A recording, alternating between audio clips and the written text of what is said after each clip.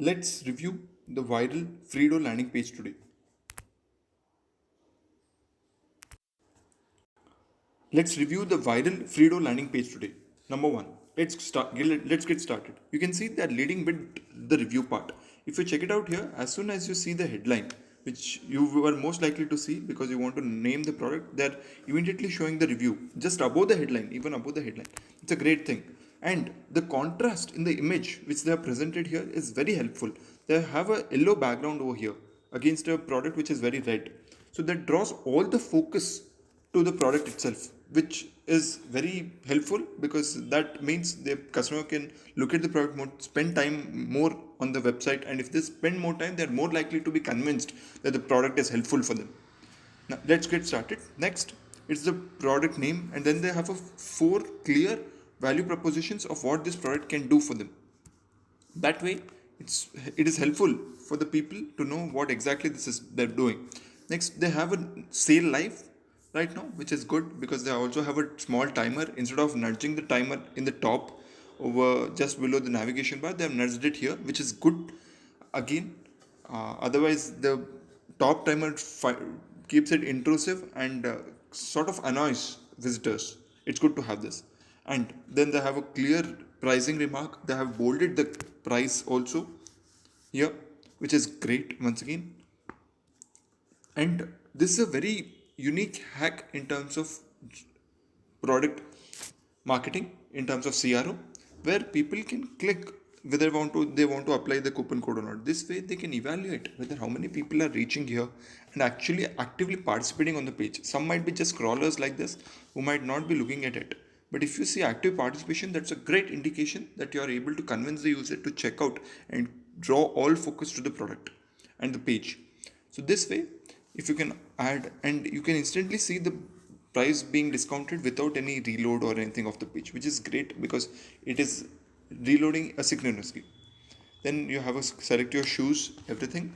Then instead of size guide, they have a question which says not sure what size to pick. That is great copy.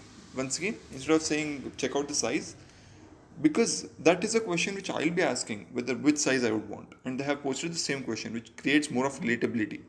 They also have a similar nudge, get this as low as 597. This looks interesting, and click here, which is very interesting as to I have got a 10% discount, but then I can get it less also. Let's see how that way. And if you see a standard sticky add to cart is also there. Next, offers are hidden.